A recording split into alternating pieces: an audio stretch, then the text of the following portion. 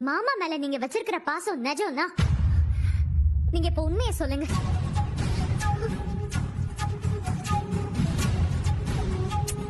அக்கா சொல்லுங்கக்கா. நிறுத்துங்க. இது போலீஸ் ஸ்டேஷன் நினைச்சீங்களா இல்ல என்ன நினைச்சீங்க? போங்க போய் நில்லுங்க. போயம்மா, அதான் சொல்றாங்கல்ல இன்ஸ்பெக்டர் அம்மா. சொல்லு என்ன கேள்வி கேட்கிற அழுவா? நீ அழாத மயிலு. ஏமா உண்மையை சொல்லுமா, நல்லா யோசிச்சு சொல்லுமா.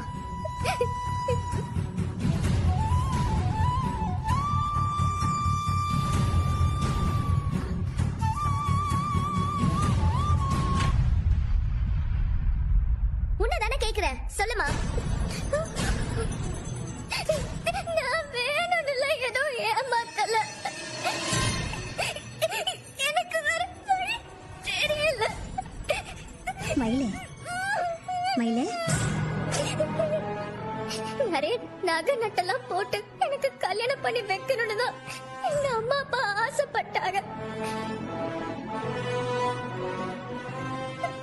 ஆனா வசதி இல்ல. பாவம், அவங்களும் என்ன பண்ணுவாங்க? 8 பவுன் தங்கமும் மீதி கவரிங்கும் போட்டுட்டாங்க.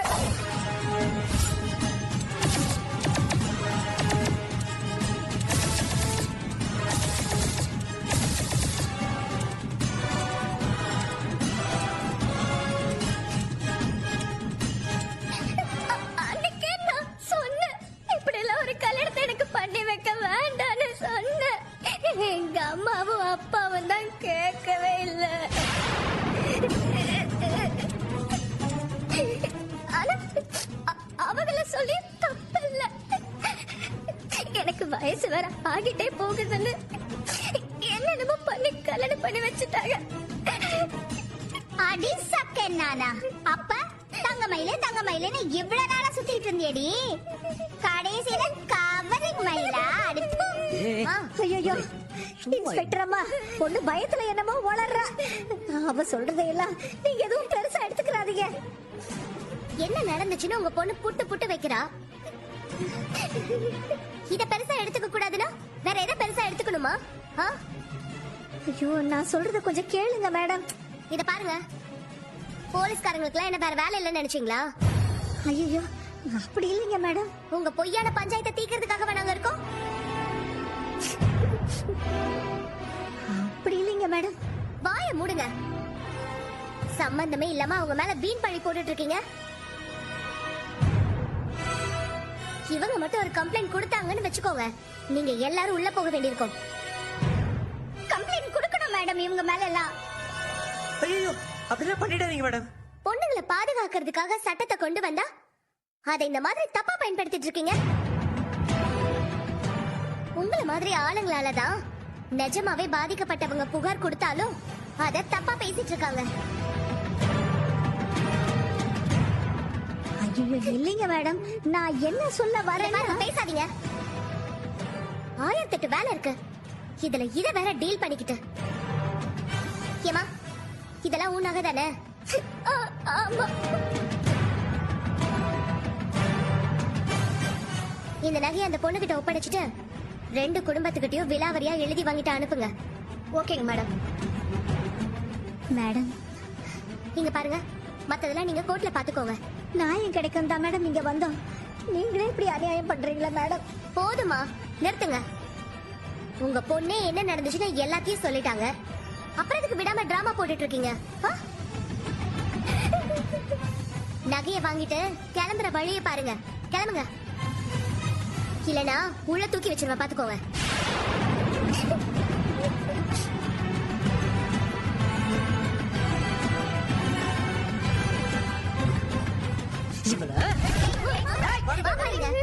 இருடா, நீ வேறடா.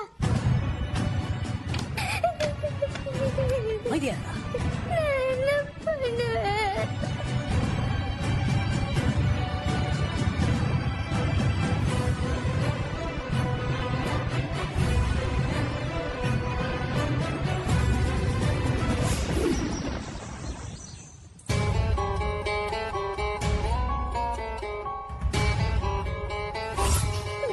நகை நட்டெல்லாம் போட்டு பண்ணி வைக்கணும்னு தான் எங்க அம்மா அப்பா ஆசைப்பட்டாங்க. ஆனா வசதி இல்ல. எனக்கு வயசு வேற ஆகிட்டே போகுதுன்னு என்னென்னமோ பண்ணி கல்யாணம் பண்ணி வச்சுட்டாங்க. நானும் ராஜியும் இந்த உண்மையை உங்ககிட்ட சொல்லாம மறைச்சிட்டோம். எங்களுக்கு தாலி பிரிச்சு கோக்குற ஃபங்க்ஷன் நடந்துச்சுல, அப்பவே இந்த விஷயம் எங்களுக்கு தெரியும். இவங்க அக்காவுக்கு கவரிங் தான் போட்டாங்கன்னு.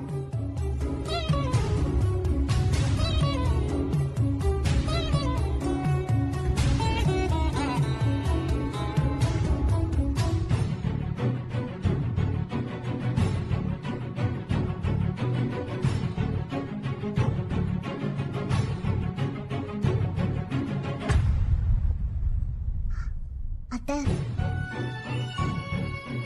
ஏய், நீ என்னடி நினைச்சிட்டு இருக்க? ரெண்டாவது பையனை கட்டிட்டு வந்தாலும் கணக்குப்படி நீ மூத்த மருமக தான். அதுக்காக அதிகாரம் உன் கைக்கு வந்துருச்சு நினைச்சிட்டு இருக்கியா? உன் இஷ்டத்துக்கு தான் இங்க எல்லாம் நடக்கணும்னு நினைச்சிட்டு இருக்கியா? அத்தை, வாய மூடு கூட்டு களவாணி. பேசாம இரு. ச்சே, எம்பட்டு விஷயத்தை எல்லாம் நீ மறைச்சிட்டு இருப்ப மீனா. ராஜி டியூஷன் எடுக்க போற விஷயம் உனக்கு தெரியும். அத நீ என்கிட்ட சொல்லல. அதுக்கப்புறம் சுகன்யா அரசியோட வாழ்க்கையில விளையாடினது, அந்த விஷயமும் என்கிட்ட சொல்லல. இப்ப நகை விஷயம் என்ன உனக்கு சாதாரண விஷயமா தெரியுதா? அதையும் நீ மறைச்சிட்ட. கூட இவள வேற நீ சேர்த்துக்கிட்டு இருக்க.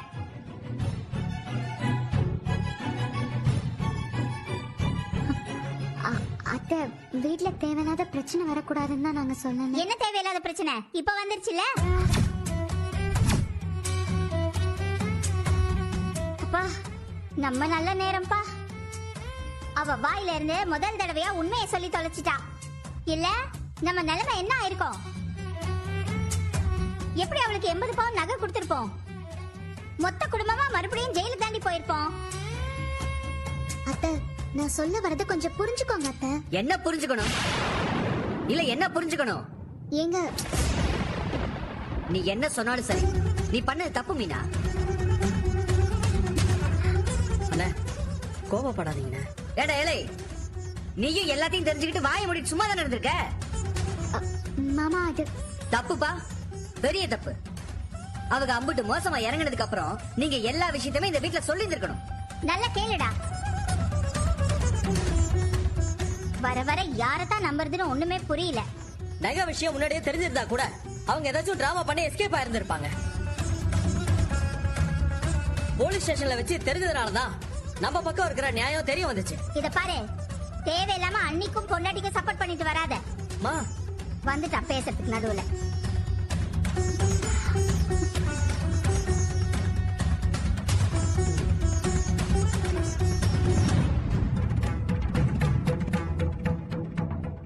இந்த வீட்ல மூத்த பொண்ணு நான் இங்க ஒருத்தர் இருக்கங்கிறதே நீங்க எல்லாம் மறந்துட்டீங்கல்ல?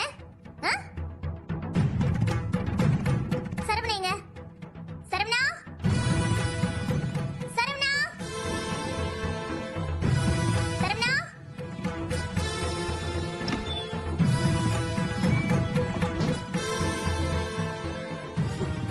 அக்கா, என்னடா சரவணா, உனக்கு போய் இப்படி ஒரு பொண்ணு கட்டி வச்சிருக்கமே. ஐயோ, மானத்தையே வாங்கிட்டாலே, இப்படி பண்ணிட்டு போயிட்டாலே. பொய்க்கு மேல போய்.